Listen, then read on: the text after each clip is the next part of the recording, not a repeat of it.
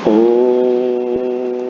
अज्ञानतिमिरान्धस्य ज्ञानाञ्जनशलाकया चक्षुरुन्मीलितं येन तस्मै श्रीगुरवे नमः।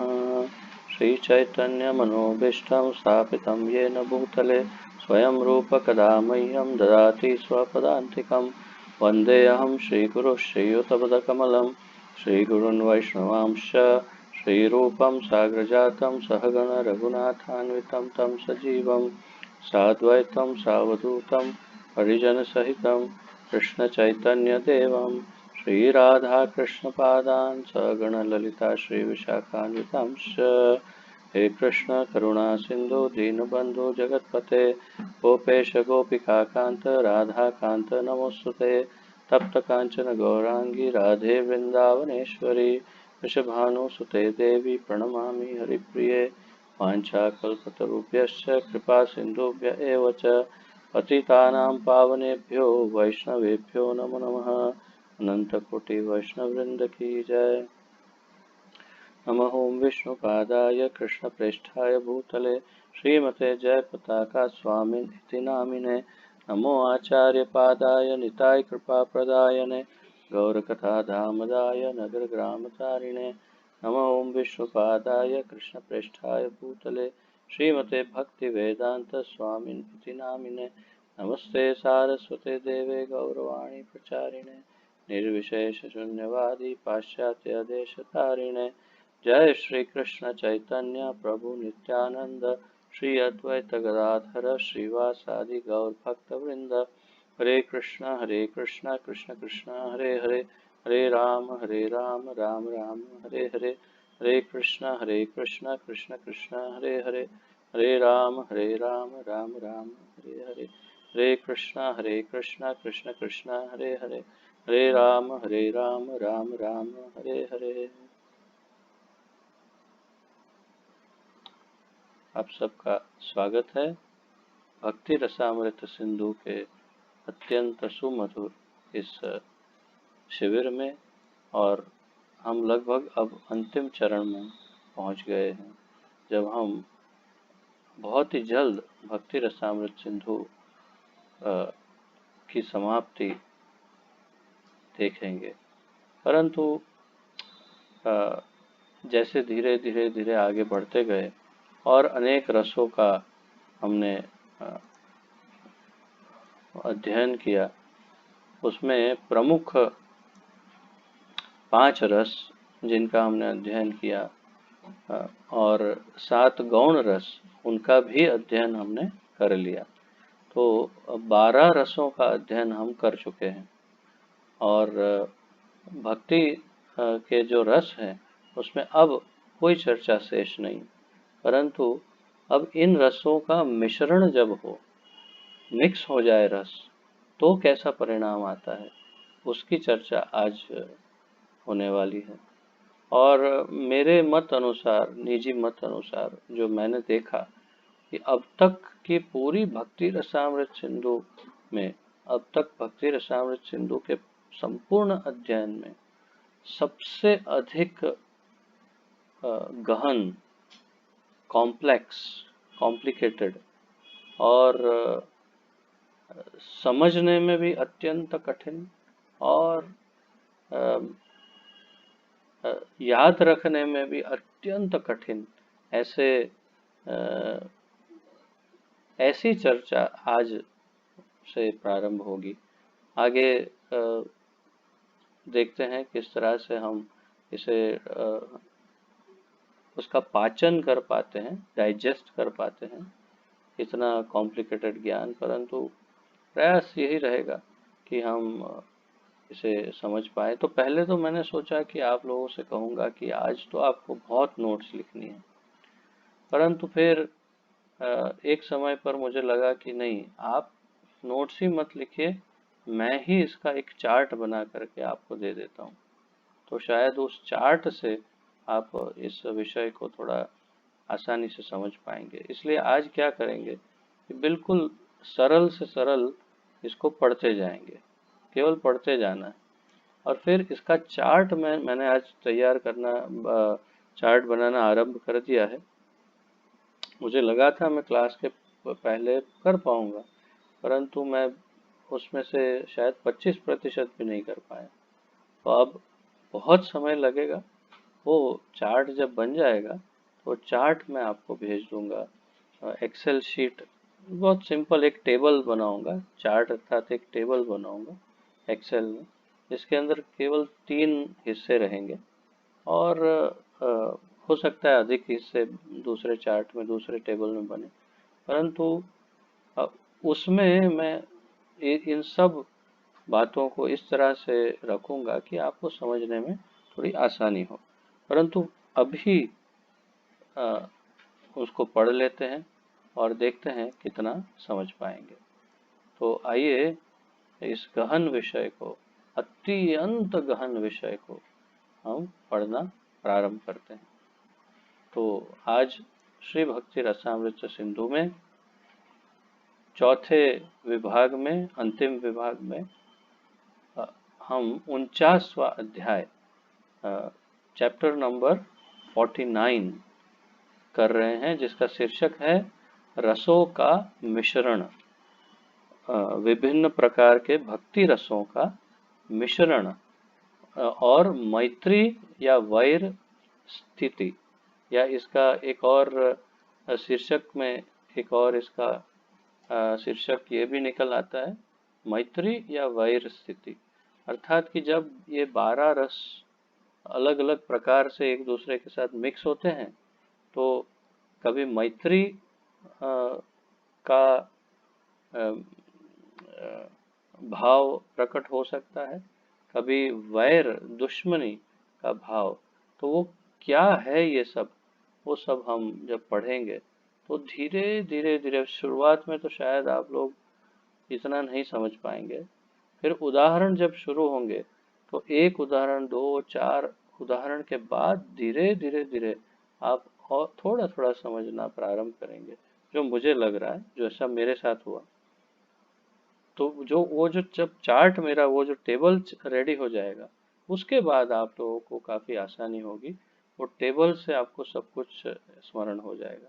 इसलिए फिर से जो लेट पधारे उनके लिए, कि पहले मैंने सोचा था नोट्स बनाऊं, आपसे बनवाऊं, लेकिन नहीं बना पाएंगे आप लोग, तो मैं ही इसका एक टेबल बनाकर आपको भेजूंगा। आज का विषय अत्यंत कॉम्प्लिकेटेड, गहन है, और केवल पढ़ के इसे इसका समापन करने का प्रयास करते हैं। तो आइए शुरुआत करते हैं। रसों का मिश्रण, मैत्री तथा वैर स्थिति। जैसे कि पहले वर्णन हो चुका है, कृष्ण संबंधी 12 प्रकार के रस होते हैं। इनमें से 5 रस मुख्य हैं। ये है शांत, दास्य, सख्य, वात्सल्य तथा मधुर प्रेम। शेष 7 गौण रस हैं, और इनके नाम है हास्य, अद्भुत, वीर, करुण, रौद्र तथा भयानक तथा विभत्स। तो आपको ये तो बहुत स्पष्ट है। मुझे आशा है कि इसमें आप लोगों को कोई दुविधा नहीं है। ये 5 मुख्य, 7 गौण। 5 मुख्य है शांत, दास्य, सख्य, वात्सल्य और माधुर्य। और मतलब नीचे से ऊपर तक के क्रम में, शांत से लेकर माधुर्य तक। और गौण में है हास्य, अद्भुत, वीर, करुण, रौद्र, भयानक तथा विभत्स। तो 5 प्रमुख रस वैकुंठ जगत में नित्य प्रकट होते हैं। ये जो 5 प्रमुख रस है, वो वैकुंठ जगत में, गोलोक में या वैकुंठ जगत में कहीं भी नित्य प्रकट होते हैं। जबकि 7 गौण रस गोकुल वृंदावन में, यहाँ पर नित्य प्रकट तथा अप्रकट होते हैं। तो ये जो गौण रस है, वो यहाँ की जो लीला है, गोकुल वृंदावन या भूलोक वृंदावन की, उस समय जब कृष्ण आए थे 5,500 वर्ष पूर्व, उस समय की लीला में नित्य, या तो नित्य प्रकट तथा कभी कभी अप्रकट होते हैं। जहाँ कृष्ण इस भौतिक जगत में अपनी दिव्य लीलाओं का प्रदर्शन करते हैं। तो इसमें कृष्ण अपनी दिव्य लीलाओं का प्रदर्शन करते हैं।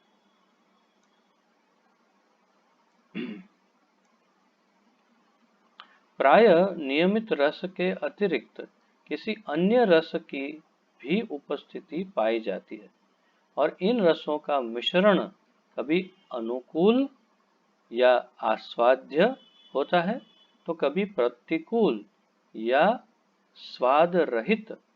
इन रसों के मिश्रण की अनुकूलता तथा प्रतिकूलता वैज्ञानिक विश्लेषण वैज्ञानिक विश्लेषण निम्नलिखित है। तो अब हम एक्चुअल चैप्टर को स्टार्ट कर रहे हैं। क्या कहा आचार्यों ने, प्रभुपाद जी ने, प्राय नियमित रस के अतिरिक्त कोई जो एक मूल जो रस है नियमित रस, उसके अतिरिक्त इसके अलावा और कोई एक रस या कोई और एक दो तीन चार रस इसके साथ मिश्रित हो सकते हैं। और जब इसका इन रसों का मिश्रण होता है तो कभी अनुकूल या आस्वाद्य अर्थात स्वादिष्ट या फिर प्रतिकूल या स्वाद रहित होता है। तो आप ये समझिए, उदाहरण, आपके पास दही है और नमक है और चीनी है और क्या कहते हैं उसे, करेले का जूस है और आपके पास ये इमली का पानी है। अब कभी आपने दही में शक्कर मिला दी तो बहुत अच्छा लगा, स्वाद और बढ़ गया। कभी नमक डाल दिया तो भी स्वादिष्ट हो गया। कभी ले सकते हैं दही में नमक। कभी उसके अंदर आपने इमली का पानी डाल दिया तो खटास जो इसकी है और ज़्यादा बढ़ गई। और कभी उसमें करेले का जूस डाल दिया तो बिल्कुल ही स्वाद बेकार हो गया। तो बस वैसे ही है, परंतु करेले का जूस बहुत गुणकारी है। इमली का पानी भी रसोई में कहीं ना कहीं उपयोग में आ सकता है। और चीनी अपनी जगह है, नमक अपनी जगह है, दही अपनी जगह है। परंतु कब किसके साथ क्या मिलाया और कैसा स्वाद आ गया वो महत्वपूर्ण है। तो ये बस वैसा ही है, जैसा ये उदाहरण है वैसा ही ये पूरा चैप्टर है। इसके अंदर विविध प्रकार के रसों का मिश्रण है। कभी दास्य रस के साथ विभत्स, कभी सख्य के साथ माधुर्य मिल गया। तो इन सब से क्या निकलता है, कभी क्या क्या क्या आस्वाद्य है, अर्थात कि क्या स्वादिष्ट लगता है, अच्छा लगता है, अनुकूल है, और क्या क्या मिश्रण, दो रसों का मिश्रण प्रतिकूल है और स्वाद रहित है, वो सारा लिस्ट इस चैप्टर में रूप गोस्वामी दे रहे हैं। तो इसीलिए मैं कह रहा था कि ये स्वाभाविक रूप से, सामान्य रूप से इसे याद कर पाना या समझ पाना भी कठिन हो सकता है। परंतु जब हम ये मैं जो टेबल बना रहा हूँ वो टेबल में उसको लिख देंगे तो बहुत आसान हो जाएगा। शांत रस, इसके साथ ये रस मिलेंगे तो अच्छा होगा, ये रस मिलेंगे तो नहीं अच्छा होगा। बस ऐसा एक टेबल बना के मैं आपको दे दूंगा तो आपका काम आसान हो जाएगा। तो आइए पढ़ते हैं, पहले उसे पढ़ लेते हैं, फिर टेबल मिलेगा तो और सरल हो जाएगा। जब शांत रस में, अब देखिए नीचे से शुरुआत कर रहे हैं, शांत, फिर दास्य, सख्य, वात्सल्य और माधुर्य, इस क्रम में नीचे से ऊपर। तो पहले शांत। शांत रस में विभत्स या अद्भुत रस का लेश मात्र भी रहता है, अर्थात उसमें जब मिक्स होता है शांत रस में, जब अद्भुत या विभत्स रस मिक्स होता है तो परिणाम अनुकूल अर्थात मैत्री होता है। जब शांत रस के साथ मधुर रस, वीर रस, रौद्र रस या भयानक रस प्रकट होते हैं तो परिणाम प्रतिकूल या वैर होता है। तो इसी उदाहरण में थोड़ा विस्तार करेंगे तो बाकी सब आगे समझ पाएंगे। शांत रस है। शांत रस में आपको यदि स्मरण हो तो जिसके अंदर दास्य, वात्सल्य, सख्य आदि माधुर्य आदि कुछ नहीं है, परंतु फिर भी भगवान के लिए प्रेम है। तो और कोई विशेष प्रेम नहीं है, जैसे संबंध विशेष ऐसा नहीं है, परंतु फिर भी है। तो ऐसे में आप यदि कोई थोड़ा सा विभत्स रस मिला दे, तो हमने कल देखा था कि शांत रस में विभत्स रस कैसे डेवलप होके आता है। शांत रस के ऊपर ही धीरे धीरे विभत्स रस डेवलप होता है। उसी प्रकार उसके अंदर अद्भुत रस मिल जाए। शांत रस में कोई विशेष वो नहीं है, परंतु अचानक भगवान को बहुत ही उनकी कोई विशेष उनके गुण को देख करके एकदम से ये भाव आ जाए कि ओ हो भगवान, आहा आपका तो तुरंत वो शांत रस में अद्भुत रस मिल गया। तो तात्पर्य क्या है? तात्पर्य ये है कि जब उसमें विभत्स या शांत रस अद्भुत रस मिलते हैं तो अच्छा परिणाम होता है, परंतु उस शांत रस में यदि माधुर्य मिल जाए, उसमें वीर रस मिल जाए, उसमें रौद्र रस मिल जाए या भयानक रस मिल जाए तो परिणाम प्रतिकूल होता है। अब अभी मुझे मत पूछना, इसके जो भी उदाहरण है बाद में देते हैं हमारे आचार्य, क्योंकि पहले सब समझा लेंगे फिर उदाहरण पे उदाहरण देंगे। उसमें भी सबके उदाहरण मिलेंगे ही ऐसी कोई गारंटी नहीं है। ठीक है, तो कुछ उदाहरण तो हमें अपनी कल्पना शक्ति से ही समझने होंगे। तो अब दूसरा, दास्य। जब दास्य भक्ति रस में भयानक, शांत या वीर रस, वीर रस में धर्मवीर रस और दानवीर रस प्रकट हो तो परिणाम अनुकूल या मैत्री होता है। तो दास्य भक्ति में शांत या वीर या भयानक, और वीर में धर्मवीर या दानवीर। वीर युद्धवीर तथा रौद्र रस की उत्पत्ति साक्षात कृष्ण द्वारा होती है। सख्य भाव, अभी तीसरा, सख्य भाव के साथ मधुर प्रेम और हास्य या वीर रस का मिश्रण अति अधिक अनुकूल है, अति अधिक अनुकूल है। किंतु उसी सख्य प्रेम के साथ भयानक या वात्सल्य रस अत्यंत प्रतिकूल है। तो सख्य रस में यदि भयानक रस हो तो अच्छा नहीं है, सख्य रस में यदि वात्सल्य रस हो तो भी अच्छा नहीं है। तो वो क्या है, ये सब उदाहरण से ही हम समझ पाएंगे जो आगे आएंगे। वात्सल्य प्रेम के साथ हास्य, करुण या भयानक रस का मिश्रण अनुकूल है, यद्यपि इनमें जमीन आसमान का अंतर होता है। वात्सल्य में हास्य और करुण या फिर भयानक ये अच्छा है। वात्सल्य में अगर हम ही अपने आप उदाहरण सोचने का प्रयास करें तो वात्सल्य मतलब एक बच्चे की तरह, एक अपने शिशु की तरह उसको प्रेम करना। उसमें कभी कभी उसके किसी ऐसे कार्य से हंसी आ जाए तो वो अनुकूल है कि हाँ, माता पिता को बच्चों के कार्यों में हंसी आती है। कभी अचानक उसको उसकी कोई चिंता हो जाए तो करुण रस उसमें आएगा, वो सही है। या भयानक, उसके लिए कभी अचानक डर लगे जैसे आक्रमण करने आया असुर कोई, तो ये भी उचित है। तो आप देखिए वात्सल्य के साथ ये तीनों रस बराबर मैच हो रहे हैं, लेकिन वात्सल्य के साथ मधुर रस, वीर रस या रौद्र रस का मिश्रण प्रतिकूल है। तो वात्सल्य बच्चे का प्रेम है, उसके अंदर मधुर रस घुस जाएगा तो कैसे होगा, उल्टा सीधा हो जाएगा सब। क्योंकि मधुर रस तो प्रेमी प्रेमिका का रस है, तो वो वात्सल्य रस में घुस के क्या करेगा?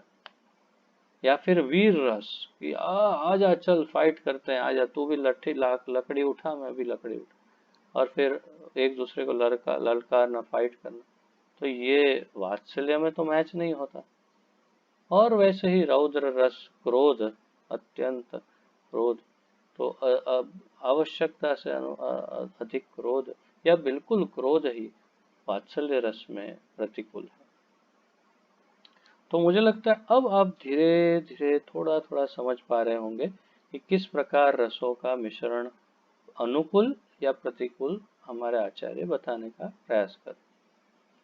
अब मधुर भक्ति रस के साथ हास्य या सख्य रस का मिश्रण अनुकूल होता है।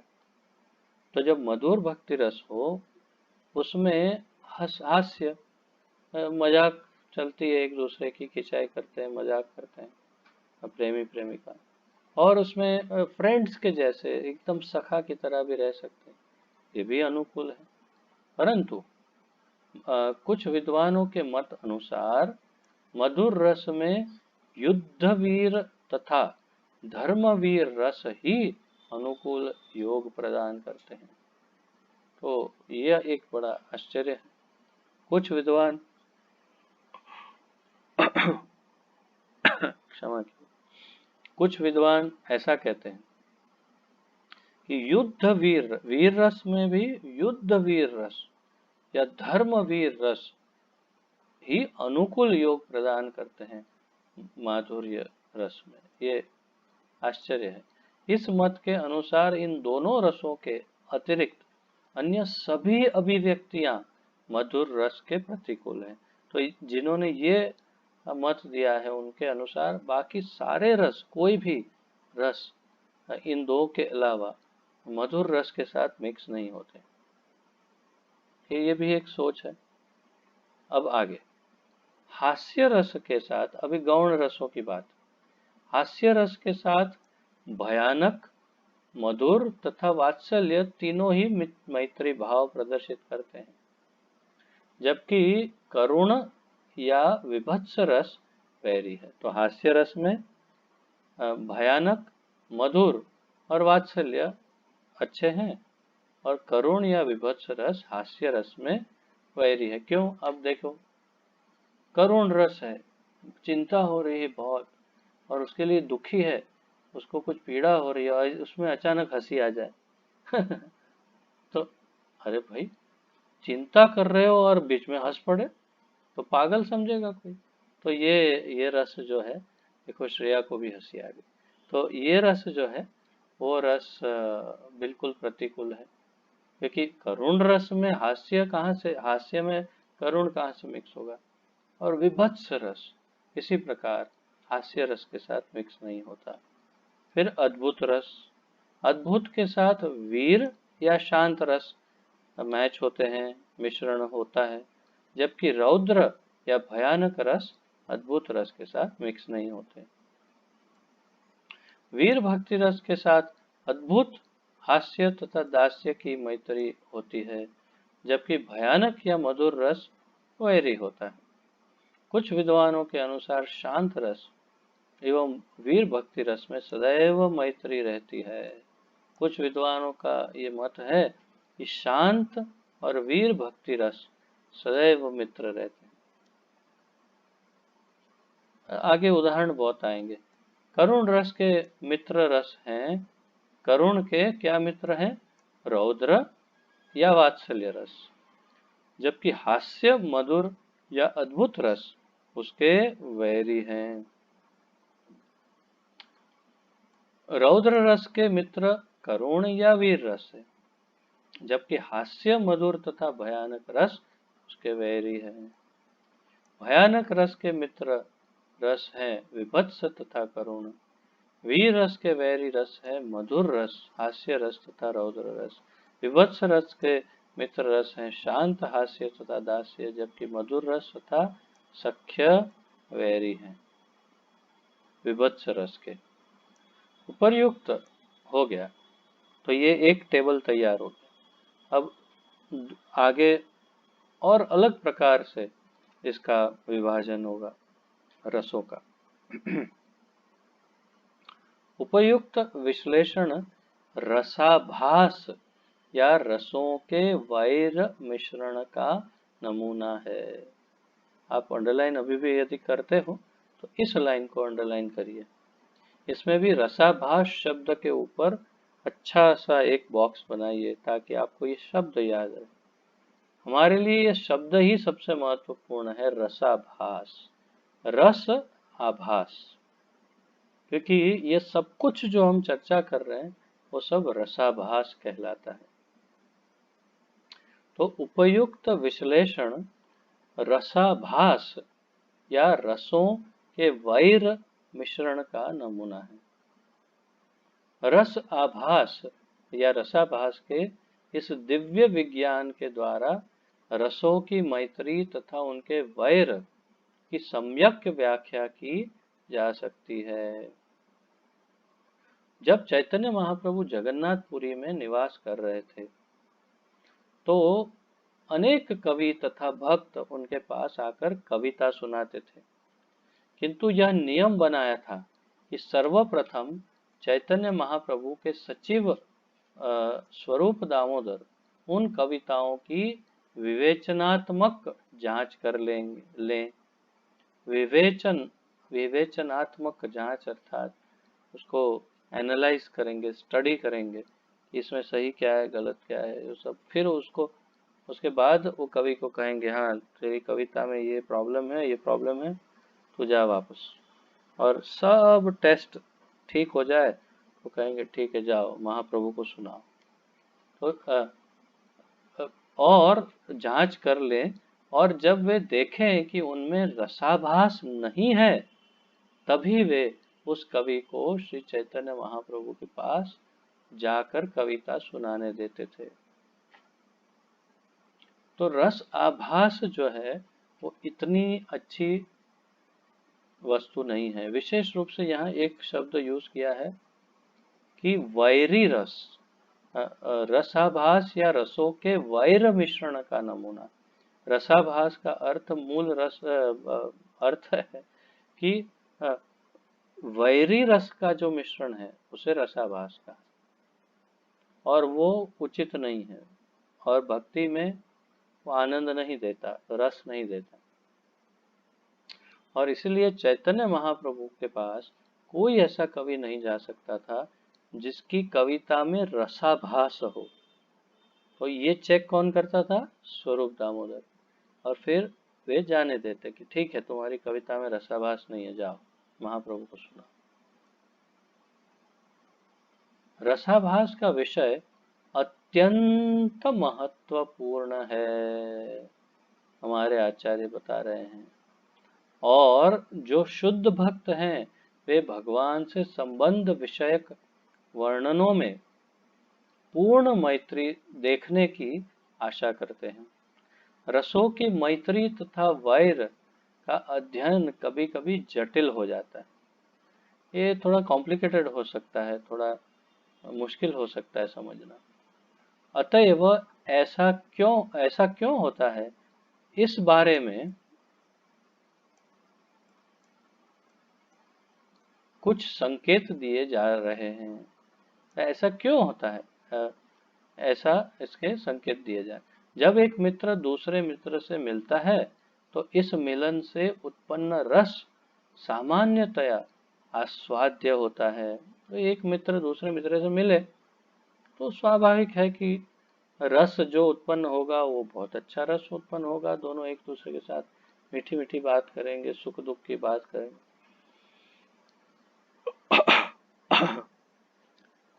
एक दूसरे को गले मिलेंगे, एक दूसरे की कुछ सहायता करनी हो तो वो करेंगे, अच्छी अच्छी बातें बताएंगे, अच्छी सलाह देंगे एक दूसरे को, सब अच्छा होगा।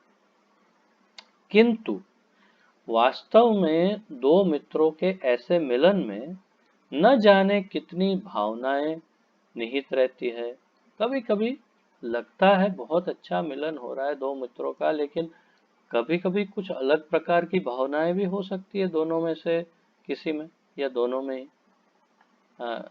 कि यह जान पाना कठिन होता है कि ये भाव कब मित्र दशा को और कब शत्रु दशा को प्राप्त हो जाता है। तो इससे यही स्पष्ट है कि कई बार आप लोगों ने भी इसका अनुभव किया ही होगा कि किसी को बहुत अच्छा अपना दोस्त समझते हैं हम, बेस्ट फ्रेंड और क्लोज फ्रेंड, और फिर कुछ समय जाता है, कुछ समय के बाद धीरे धीरे धीरे किसी कारण, किसी विषयों के कारण, कभी धन के कारण, कभी किसी किसी कोई भी कारण के की वजह से धीरे से उस मित्रता में अंतर आता जाता है। तो यहाँ पर इसलिए कह रहे हैं कि न जाने, किंतु वास्तव में दो मित्रों के ऐसे मिलन में न जाने कितनी भावनाएं निहित रहती है कि यह जान पाना कठिन होता है कि यह भाव कब मित्र दशा और कब शत्रु दशा को प्राप्त होता है। तो इसलिए भाव कौन सा मिश्रित है वो बहुत महत्वपूर्ण है।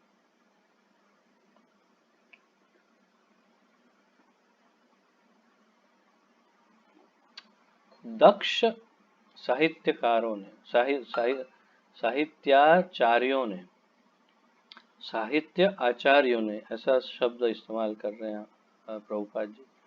दक्ष, एक्सपर्ट, बहुत ही निपुण, उसमें बहुत अच्छा ज्ञान हो, ऐसे दक्ष एक्सपर्ट साहित्य आचार्यों ने मित्र रसों का विश्लेषण एक विशेष मिश्रण में विविध रसों की तुलना करके अंगी और अंग रसों के रूप में किया है। अब इस बात को समझिए, क्योंकि यहाँ से एक नया पूरा मोड शुरू हो रहा है, और जैसे हमने एक टेबल में बना रहा हूँ, ऐसे यहाँ पर एक दूसरा टेबल बन जाएगा, और यहाँ पूरी थोड़ी सी अलग बात है। तो बहुत ध्यान पूर्वक इसे पढ़िएगा, समझिएगा, सुनिएगा।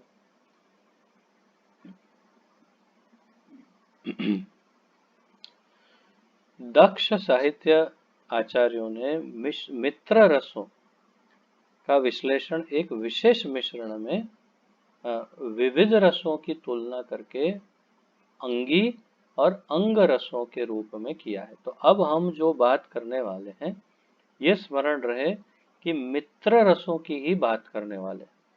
अब वैरी रसों की बात अब हम नहीं करेंगे। दो मित्र रस बहुत सारे बता दिए कि ये इसका मित्र है, उसका मित्र, वो टेबल से पता चल जाएगा।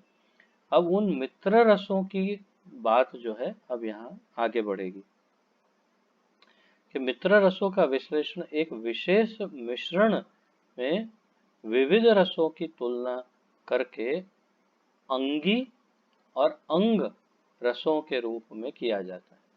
तो जब ये मिश्रण हो जाता है तैयार, तो उसमें एक होता है अंगी और एक होता है उसका अंग। अंगी अर्थात जो अंग या शरीर देता है, और अंग अर्थात उसका शरीर। तो एक मूल है वास्तव में, जैसे कि उदाहरण ले सकते हैं कि एक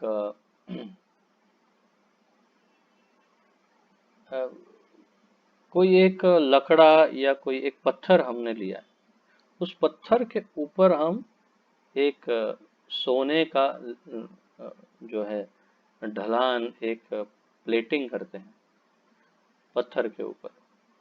तो इसके अंदर जो पत्थर है वो अंगी है, और ऊपर का जो आवरण है सोने का वो है अंग। इसमें मूल क्या है?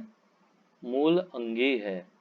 अंगी जो है मूल है, और अंग जो है वो गौण है। वो इतना महत्वपूर्ण नहीं है, परंतु वो अंगी के कारण ही उसको शेप मिला है, उसको जो आकार मिला है वो अंगी के कारण मिला है। आप आशा है थोड़ा थोड़ा समझने का प्रयास कर रहे हैं। तो अंग, अंगी, अंगी और अंग में अंगी महत्वपूर्ण है, अंग इतना महत्वपूर्ण नहीं है, परंतु इनका कैसे मिश्रण होता है ये अभी उदाहरणों के साथ हम समझेंगे। इस विधि के अनुसार प्रधान भाव अंगी कहलाता है और गौण भाव अंग कहलाता है। बस इतना समझिए। अब आगे उदाहरण स्टार्ट हो रहे हैं।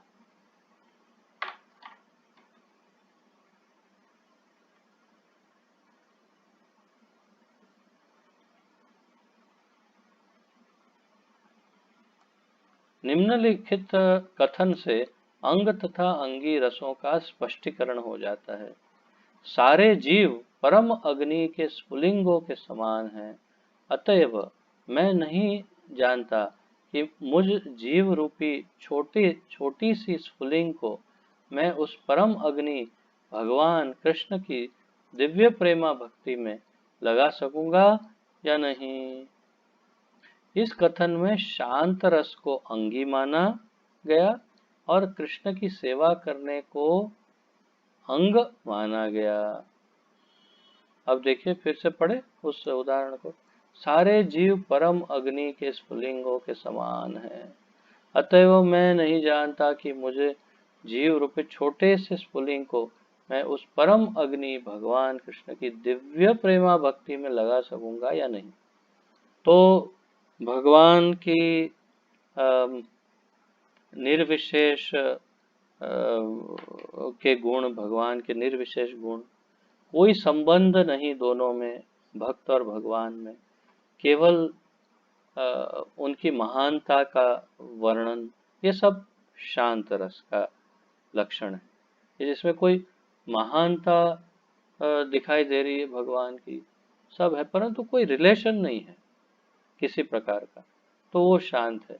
परंतु उसी शांत रस में वो धीरे से कहता है कि मैं एक छोटा सा स्फुलिंग, मैं उस परम अग्नि भगवान कृष्ण की दिव्य प्रेम भक्ति में लग सकूंगा या नहीं। तो मूल तो शांत है, लेकिन कृष्ण की सेवा करने का अंग अर्थात दास्य भक्ति उसके अंदर धीरे से अंग बन करके ऊपर आ गई। तो मूल अंगी जो है वो है शांत रस और धीरे से दास्य रस उसके अंदर आ गया। अब इस सेंटेंस से पता चले, ऐसे बहुत उदाहरण है, अब हम एक एक देखते जाएंगे। वास्तव में ब्रह्म ज्योति में भगवान तथा भक्त के मध्य प्रेम भाव के आदान प्रदान के लिए संभावना नहीं रहती।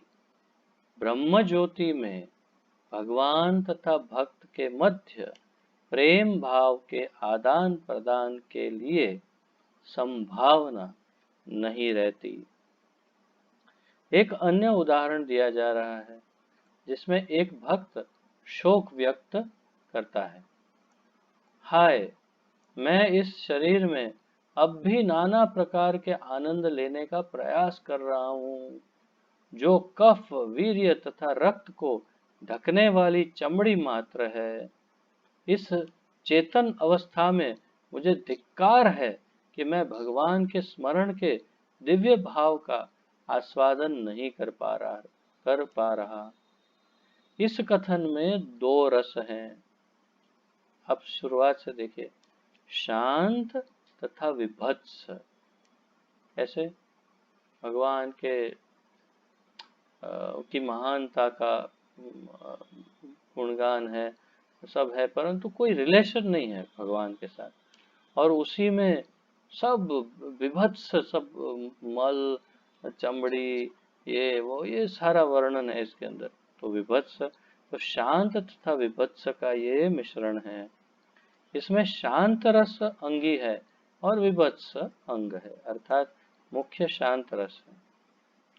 इसी प्रकार का एक अन्य कथन एक भक्त ने कहा, अन्य कथन एक भक्त का है। अब मैं सोने के सिंहासन पर आसीन भगवान श्री कृष्ण को पंखा जलाना शुरू करूंगा। झुलाना। तो अब भक्त कल्पना कर रहा है, भगवान सोने के सिंहासन पर बैठे और ये उनको पंखा झुलाना शुरू कर रहे हैं। ठीक है, तो इसमें रिलेशन है। अब देखिए, दास्य का रिलेशन है, शांत नहीं है ये रिलेशन है। ठीक है, अब आगे, वे अपने मेघ जैसे श्याम वर्ण वाले शाश्वत दिव्य रूप में परब्रह्म हैं। अब मैं अपने भौतिक शरीर के लिए अपने प्रेम का त्याग दूंगा, प्रेम को त्याग दूंगा, जो मांस तथा रक्त के पुंज के अतिरिक्त कुछ नहीं है। तो आप बहुत ही स्पष्ट है इसमें, आप देखिए अगर ध्यान देंगे तो शुरुआत में दास्य है और फिर विभत्स रूप में, विभत्स रस में परिवर्तित हो जाता है। क्यों? क्योंकि फिर बाद में अचानक वो शरीर के मांस और रक्त और ये और वो और सब बातें करने लगे, तो विभत्स भाव आ गया। तो जिसमें दास्य अंगी है और विभत्स अंग है, तो मुख्य कौन सा है? दास्य। और गौण कौन सा है? अंगी। हाँ, विभत्स। एक और कथन मिलता है जो इस प्रकार है, मैं रजोगुण से कब छुटकारा पाऊंगा, और इस प्रकार शुद्ध होने पर मैं कब कृष्ण की नित्य सेवा में रत होने के पद को प्राप्त करूंगा। तभी मैं उनकी पूजा कर सकूंगा और उनके कमल नयनों और सुंदर मुख को सदा निहार सकूंगा। इस कथन में शांत रस अंगी है और दास्य रस अंग है। एक अन्य कथन में एक अन्य कथन इस प्रकार है, जरा इस भगवत भक्त की ओर देखो जो कृष्ण के चरण कमलों का स्मरण करके नाच रहा है। इसके नृत्य को देखते देखते ही सुंदर से सुंदर स्त्रियों के प्रति तुम्हारी सारी रुचि जाती रहेगी। इस कथन में अंगी शांत रस है और अंग विभत्स रस है। अब देखिए, अब आपको शायद, जैसे मेरा मेरा अनुमान था कि अब आपको शायद धीरे धीरे ये समझ में आने लगा होगा। मेरी आशा है कि जिसमें अब आपको इस रसों का मिश्रण समझ में आ रहा होगा। तो यहाँ पर जो उदाहरण दिया उसमें इस भगवत भक्त के और देखो चरण कमल का स्मरण करता है ये वो, तो इसमें कौन सा हुआ? शांत रस अंगी हुआ। और फिर स्त्रियों की बात है और ऐसी भयानक बात कर रहे हैं, तो ये सब फिर क्या हुआ? शांत रस और अंग है विभत्स रस। तो इसका अंग है विभत्स रस। तो मुझे लगता है अब तो काफी स्पष्ट हो गया, आप बहुत आसानी से समझ पाने लगे होंगे। अब और उदाहरण देखते हैं। एक भक्त ने निर्भयता पूर्वक कहा, हे प्रभु, अब मैं तरुणियों की संगति के किसी भी विचार से अपना मुख मोड़ रहा हूँ। जहाँ तक ब्रह्म साक्षात्कार की बात है उसमें मेरी कोई रुचि नहीं है, क्योंकि मैं अब आपके चिंतन में पूर्ण रूपेण तल्लीन हूँ। इस तल्लीनता के कारण मेरी अन्य सारी इच्छाएं जाती रही हैं, यहाँ तक कि योग शक्तियों की भी इच्छा शेष नहीं रही। अब मेरा मन केवल आपके चरण कमलों की पूजा में ही आकृष्ट है। तो इस कथन में शांत रस अंगी है और वीर रस अंग है। आपको इन सब का बैठ करके शांति से अध्ययन करना होगा। सबसे श्रेष्ठ ये होगा कि यदि आप पेन पेपर लेके बैठे और एक एक एग्जाम्पल, एक एक उदाहरण को देखें और अपने आप प्रयास करें पढ़ के कि हाँ ये शांत है कि दास्य है कि कौन सा है, और फिर उसके अंदर उसकी भाई वो अंगी हुई और फिर उसमें से परिणाम क्या आता है वो देखें, तो लक्षण क्या है वो सब देख करके आप उसके अंग को भी निश्चित कर सकते हैं। तो मेरा ये अभिप्राय है कि आप समय निकाल करके इस चैप्टर के सारे उदाहरणों को लेकर के एनालिसिस अर्थात कि बैठ करके उसे लिखें और अलग अलग में प्रकट करें और देखें कि कितना मैच होता है आपका और यहाँ पर जो रूप गोस्वामी कह रहे हैं। अन्यत्र सुबल के से कहा गया, सुबल वृंदावन की जिन सुंदरियों का कृष्ण, क्षमा कीजिए, अन्यत्र सुबल से कहा गया, सुबल से ये कहा गया, हे सुबल, वृंदावन की जिन सुंदरियों को कृष्ण का चुंबन प्राप्त करने का अवसर प्राप्त हुआ, वे अवश्य विश्व की अग्रगण्य भाग्यशाली स्त्रियां होंगी। तो पहले सबसे पहला भाव क्या हुआ, इस कथन में सख्य भक्ति रस अंगी है, मुख्य है सख्य रस, और मधुर रस अंग है, क्योंकि इसमें स्त्रियों का चुंबन की बात आई, कृष्ण को चुंबन करने की, तो ये मधुर भक्ति रस है जो वो उसका अंग है, परंतु मूल अंगी है सख्य भक्ति रस। निम्नलिखित कथन में कृष्ण गोपियों से कहते हैं, हे मुग्धाओ, तुम सब इस तरह लालची आंखों से मुझे मत घूरो, मैं संतुष्ट हो तो तुम संतुष्ट हो और वृंदावन के अपने अपने घरों को लौट जाओ, तुम्हारे यहाँ रहने की कोई आवश्यकता नहीं है। तो अब स्वयं कृष्ण ही कह रहे हैं गोपियों से, और इसमें क्या हो रहा है, जब कृष्ण उन व्रजांगनाओं से इस तरह परिहास कर रहे थे, तो अब ये क्या कर रहे हैं, सीरियसली नहीं कह रहे हैं, उनके साथ मजाक कर रहे हैं, परिहास कर रहे हैं। तो बड़ी बड़ी उम्मीदें लेकर कृष्ण के साथ रास रचने आई थी, तो उस समय सुबल भी वहां उपस्थित था, तो सुबल भी था। अतएव वह बड़ी बड़ी हसीली आंखों से कृष्ण को देखने लगा। सुबल की भक्ति भावना में सख्य तथा हास्य का मिश्रण था। यहाँ पर सख्य रस अंगी है और हास्य रस अंग स्वरूप है। तो इस उदाहरण में इस प्रकार अंग और अंगी। निम्नलिखित नीचे बताए हुए उदाहरण में सख्य रस तथा हास्य रस का मिश्रण है, जिसमें वे क्रमशः अंगी तथा अंग रस के रूप में आए।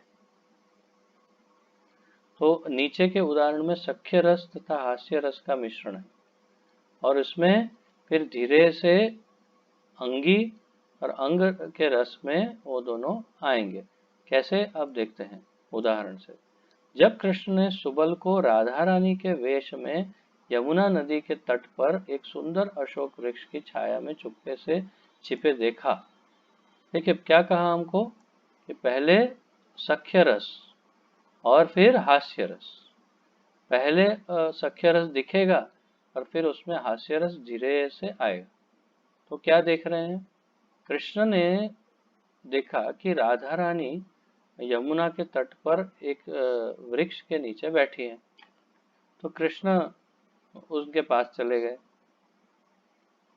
किनके पास, राधा रानी जो वृक्ष के नीचे यमुना तट पर बैठी है उसके नीचे। परंतु वास्तव में वो राधा रानी नहीं है, वो सुबल राधा रानी का वेश बना करके बैठा है। तो इसलिए अब बड़ा मजा आने वाला है। तो मूल रूप से तो सख्य रस है, क्यों, क्योंकि सुबल को कृष्ण को आनंद देना है, मजाक करना है उसके साथ, तो ये सख्य रस मूल है, अंगी है। और फिर अचानक हास्य आएगा, उत्पन्न होगा, तो वो उसका अंग है। अब देखिए आगे क्या होता है।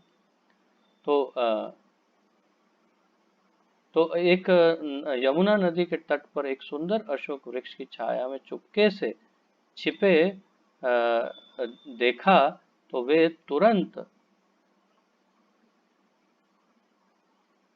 छिपे देखा तो वे तुरंत आश्चर्य से उठ खड़े हुए। तो इसमें कुछ यहाँ लिखने में गलती है, प्रिंटिंग में, परंतु मूल क्या है कि वो धीरे से कृष्ण उसके पास गए और जाकर के जैसे ही उसके सामने देखा, तो एकदम घबरा के उठ गए कि अरे ये क्या हो गया, वो ये तो राधा रानी समझ के आया, ये तो सुबल निकला। तो डर के एकदम चौंक गए, और इससे बड़ी हंसी आ गई सुबल को। तो कृष्ण को देखकर सुबल ने अपने गालों को ढककर अपनी हंसी छिपाने का प्रयास किया। तो उसको बड़ी हंसी आ गई, लेकिन अपने गालों को ढककर हंसने लगा। तो यहाँ पर सख्य रस है और फिर हास्य रस का इसमें मिश्रण हो रहा है।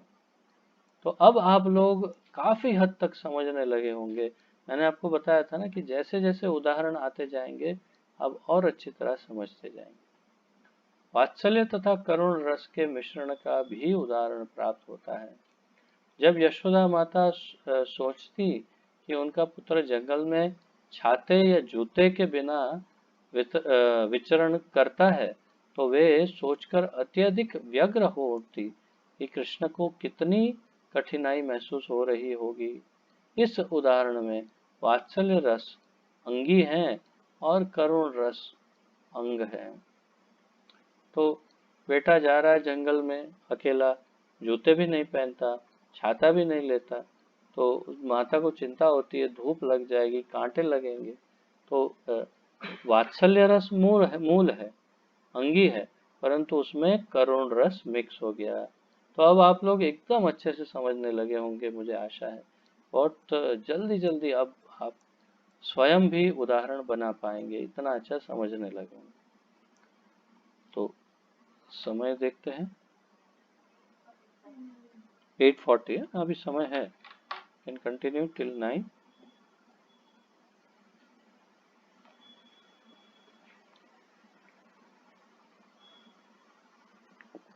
तो मेरा ये विचार है कि इसे चैप्टर को यदि पढ़ लिया जाए पूरा, तो फिर केवल टेबल ही रह जाएगा जिसको स्टडी करना होगा। वात्सल्य रस तथा हास्य रस के मिश्रण का उदाहरण इस प्रकार है। वात्सल्य में हास्य।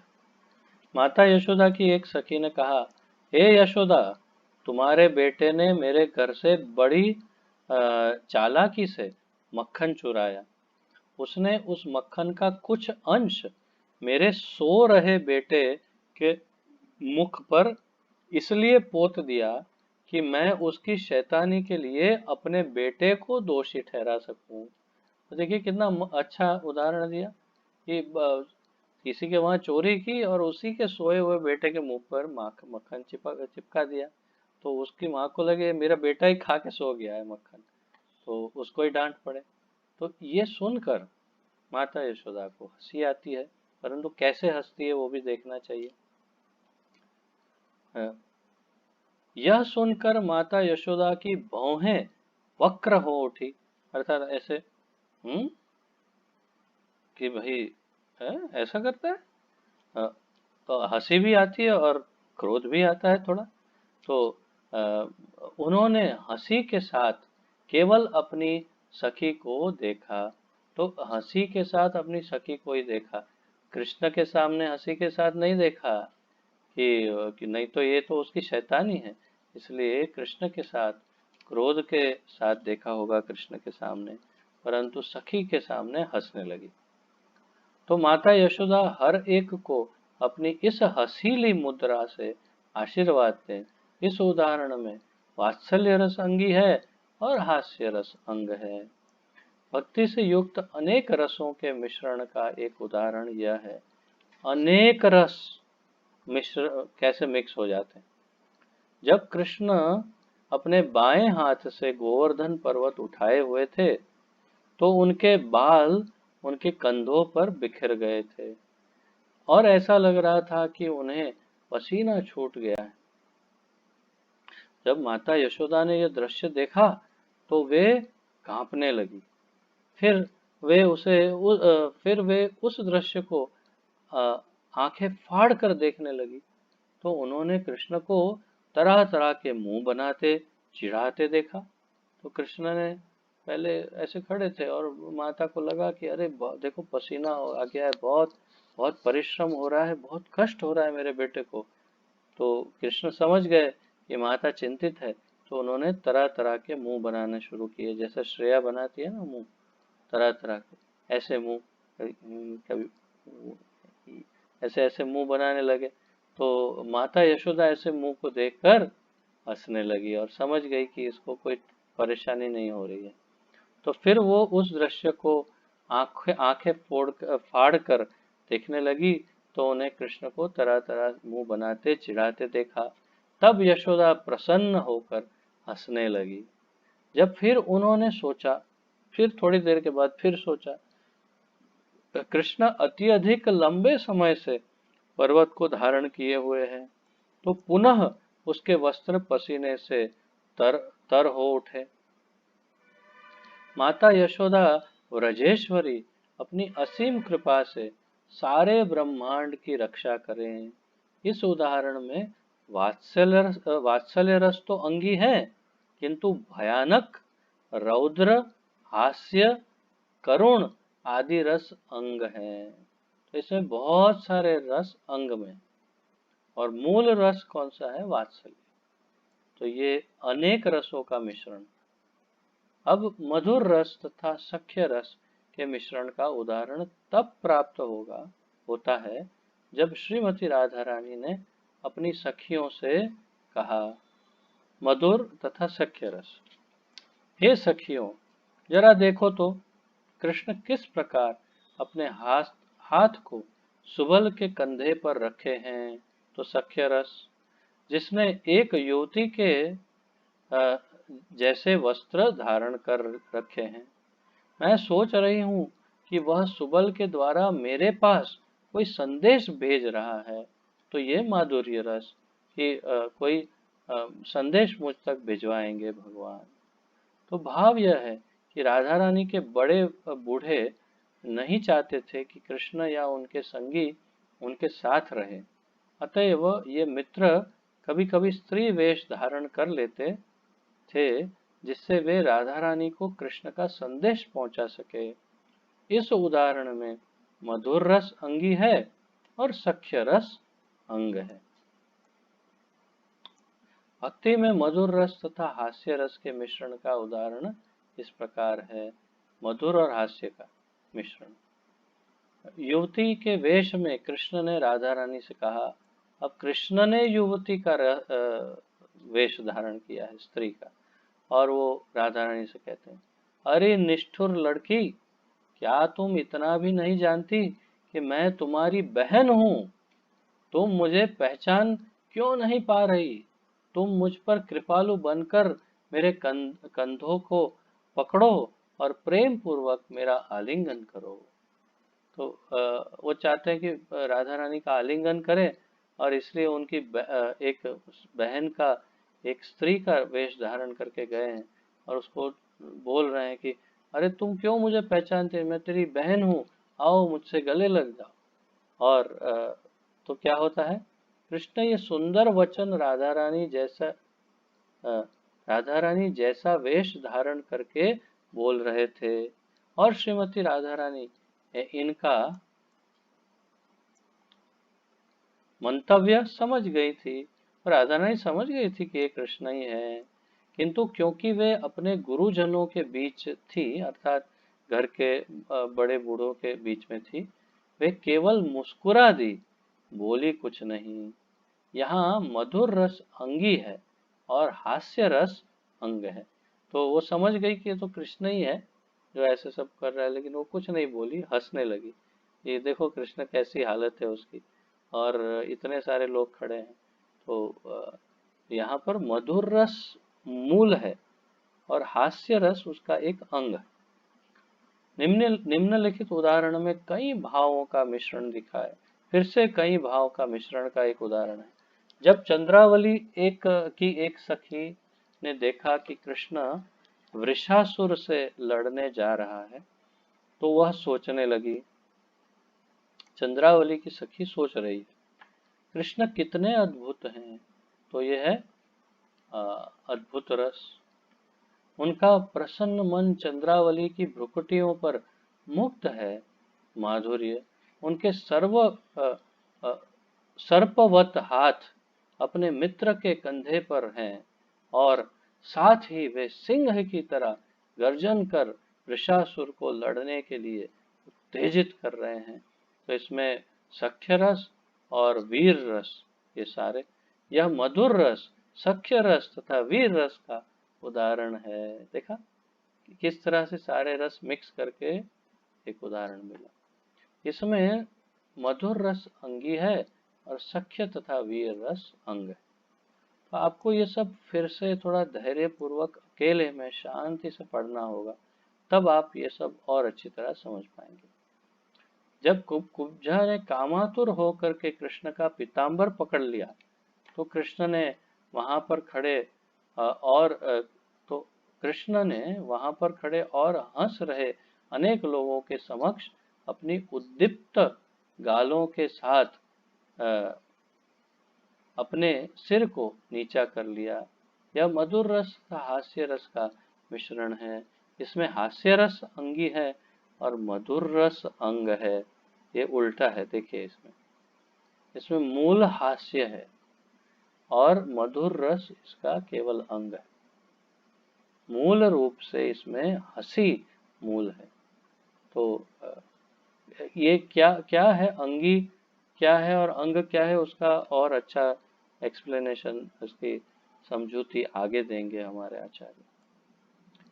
भद्रसेन से लड़ने के लिए सन्नद्ध ग्वालबाल विशाल को एक अन्य ग्वालबाल ने पुकारा। मेरे समक्ष तुम अपनी वीरता दिखाने की क्यों चेष्टा कर रहे हो? इसके पूर्व तुमने श्रीदामा से भी लड़ने का प्रयास किया था, किंतु तुम्हें यह ज्ञात हो जाना चाहिए कि श्रीदामा सैकड़ों बलरामों से लड़ने की भी परवाह नहीं करता। तो फिर तुम इतने उत्तेजित क्यों क्यों हो, जबकि वास्तव में तुम्हें कोई प्रधानता नहीं दी जा रही है। यह सख्य तथा वीर रस के मिश्रण का उदाहरण है। इसमें वीर रस अंगी है और सख्य रस अंग है। तो इसमें आप स्पष्ट रूप से देख रहे हैं कि चुनौती और क्या कहते हैं, फाइट करने का, युद्ध करने का जो भाव है वो मुख्य है, और दोनों वैसे मित्र ही हैं, इसलिए सख्य भाव भी है, परंतु मूल भाव जो है वो है वीर भाव, और जो गौण भाव है वो है सख्य भाव। इसलिए वीर रस अंगी है और असख्य रस अंग है। शिशुपाल कृष्ण को गाली देने का आदी था। वह अपने इन अपमानों से कृष्ण को कम किंतु पांडवों को ज्यादा उत्तेजित कर रहा था। अतएव पांडव ने शिशुपाल का वध करने के लिए स्वयं को विभिन्न प्रकार के हथियारों से युक्त कर लिया था। उनके भाव रौद्र तथा सख्य रस के मिश्रण हैं। इसमें रौद्र रस अंगी है और सख्य रस अंग है। एक बार कृष्ण जी श्रीदामा को बलराम के साथ लड़ते समय लाठी चलाते देख रहे थे। श्रीदामा और बलराम जी का लाठी युद्ध हो रहा है। उसमें एक ने लाठी ली है, दूसरे ने गदा ली है। बलराम जी के पास गदा है, श्रीदामा के पास लाठी है। अब देखिए कैसा मिसमैच है, ये मैचिंग नहीं है। बलराम जी गदा युद्ध करने में कुशल थे और उन्होंने अपनी गदा से प्रलंबासुर का भी वध किया था। जब कृष्ण ने देखा कि बलराम एक छोटी सी लाठी धारण करने वाले श्रीदामा से हार गए हैं, तो वे हर्षित हुए और श्रीदामा को बड़े आश्चर्य से देखने लगे। इस उदाहरण में अद्भुत सख्य तथा वीर रसों का मिश्रण है। इसमें सख्य तथा वीर रस अंग है और अद्भुत रस अंगी है, क्योंकि कृष्ण को आश्चर्य हो गया, ये कैसे हो गया, बलराम जी श्रीदामा से हार गए, ये कैसे हो गया। तो अद्भुत रस मूल है। इन विविध प्रकार के रसों के दक्ष विश्लेषकों का निर्देशक है। दक्ष विश्लेषकों अर्थात एक्सपर्ट, निपुण, इसके ऊपर टीका देने वाले या इसके ऊपर कुछ लिखने वाले, उनको विश्लेषकों कहते हैं। का निर्देशक है का निर्देश है कि जब विविध प्रकार के रस एक दूसरे से मिल जाते हैं तो अंगी रस को स्थायी भाव कहा जाता है। तो अब देखिए, जब ये सब रसों का मिक्सचर होता है तो जो अंगी रस है वो स्थायी रस है। जैसे सख्य रस मूल सख्य है, बाकी बाकी के रस आते हैं और चले जाते हैं। जैसे वात्सल्य रस तो मूल वात्सल्य है, बाकी के रस उसमें आए और चले गए। तो स्थायी भाव किसे कहा जाता है? अंगी को। विष्णु धर्मोत्तर में पुष्टि की गई है कि जब भक्ति के अनेक रस एक साथ मिले हों तो अंगी रस को भक्ति का स्थायी भाव कहा जाता है। यदि अपि गौण रस कुछ काल तक व्यक्त होता रह सकता है, किंतु अंततोगत्वा वह अंगी रस में मिल जाता है। इस तरह यह भक्ति का अवैधानिक या व्याभिचारी भाव कहलाता है। तो गौण रस जो है या अंग जो है वो थोड़े समय तक ही रहता है और फिर धीरे से वो अंगी में मूल रस में मिल जाता है। ये मूल बात है। अंगी तथा अंग के मध्य जो संबंध है उसको स्पष्ट करने के लिए एक सुंदर उपमा दी जाती है।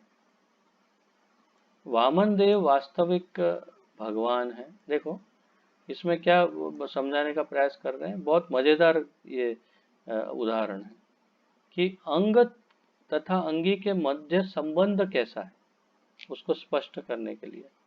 तो वामन देव वास्तव में भगवान है, ठीक है, किंतु वे इंद्र के भाई के रूप में पैदा हुए, तो उनके छोटे भाई हैं। हाँ, यद्यपि वामन देव को कभी कभी अल्प महत्वपूर्ण देवता माना जाता है कि भाई ठीक है एक छोटा सा महत्वपूर्ण देवता है, उतने महत्वपूर्ण नहीं,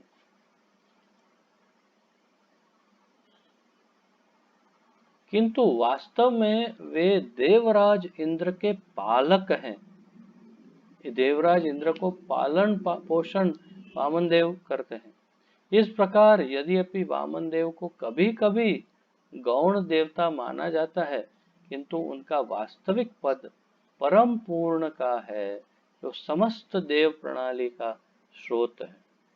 इस तरह से जो रस वास्तव में प्रधान होता है वह कभी कभी गौण प्रतीत होता है, यद्यपि इसका वास्तविक स्थान भक्त के प्रमुख भाव के रूप में होता है। तो आपने इसमें देखा कि कभी वामन देव तुच्छ दिखते हैं, कभी बहुत ही महत्वपूर्ण दिखते हैं, कभी फिर गौण दिखते हैं। तो इसमें कौन सा रस प्रधान है और कौन सा गौण है उसके लिए ये उदाहरण दिया है। आप फिर से इसको एक बार पढ़ के समझिएगा। कोई व्यभिचारी भाव किसी समय पर प्रधान रूप में प्रकट होने पर भी अंग ही माना जाता है। तो कोई व्यभिचारी भाव अर्थात कि गौण भाव, कोई इतना महत्वपूर्ण भाव जो नहीं है, ऐसा भाव कभी अंग के कभी प्रधान रूप में अर्थात अंगी के रूप में प्रकट होता है, परंतु फिर भी उसे अंग ही माना जाता है।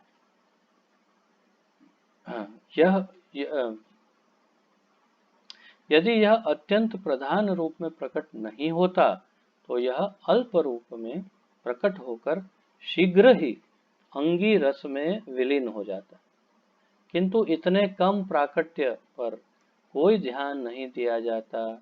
जैसे तो उस अंग को, छोटे से भाव को कोई ज्यादा महत्व नहीं दिया जाता। कैसे? तो बहुत अच्छा उदाहरण दिया। जैसे यदि कोई स्वादिष्ट भोजन कर रहा हो और उसके बीच घास का एक टुकड़ा भी खाया जाए, अगर कोई घास का टुकड़ा आके गिरा है वो भी खा लिया, तो न तो उसका स्वाद आता है और न ही कोई उसके स्वाद को जानने का प्रयत्न करेगा। कोई घास आया तो खा गया तो ठीक है, उसके पीछे कुछ सोचेगा नहीं कि उसका कैसा स्वाद था, ये मेरा, वो तो स्वादिष्ट भोजन का आनंद ही लेता रहेगा और किसको महत्व नहीं देगा? घास को महत्व नहीं देगा। उसी प्रकार जो महत्वपूर्ण 5 भक्ति के अंग है, रस है, जो उन्हें मूल अंगी के रूप में स्वीकार किया जाता है, और बाकी जो गौण है उसमें कभी कभी आए कभी गए कभी, तो उनको महत्व नहीं दिया जाता। यही यहाँ पर सीख है। तो आशा है कि इसमें आप कुछ न कुछ तो समझ ही पाए होंगे, बिल्कुल टोटली ऊपर से तो नहीं ही गया होगा, ऐसा मेरा अनुमान है और आशा भी है।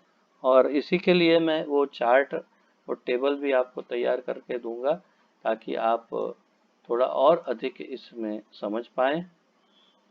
यदि अभी किसी का कोई प्रश्न आदि हो तो पूछ सकते हैं, अन्यथा हम विराम लेंगे।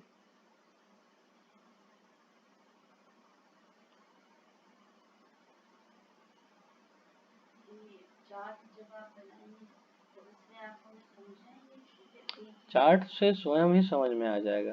देखो, मैं इनको तो नहीं दिखा रहा, आपको दिखाता हूँ कि जो चार्ट मैंने यहाँ बनाया, इस चार्ट के अंदर आप देखिए कि 3 सेक्शन है।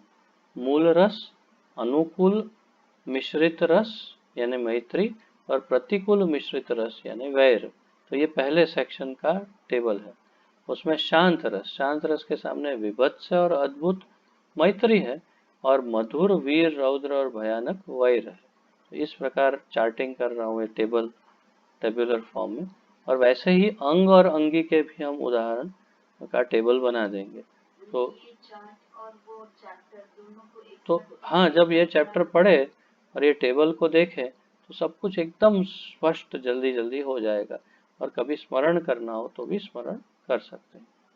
ठीक है, तो मैं तैयार कर रहा हूँ, देखते हैं कितना समय लगता है तैयार होने। किसी और का कोई प्रश्न हो तो पूछिए, अन्यथा विराम लेते हैं।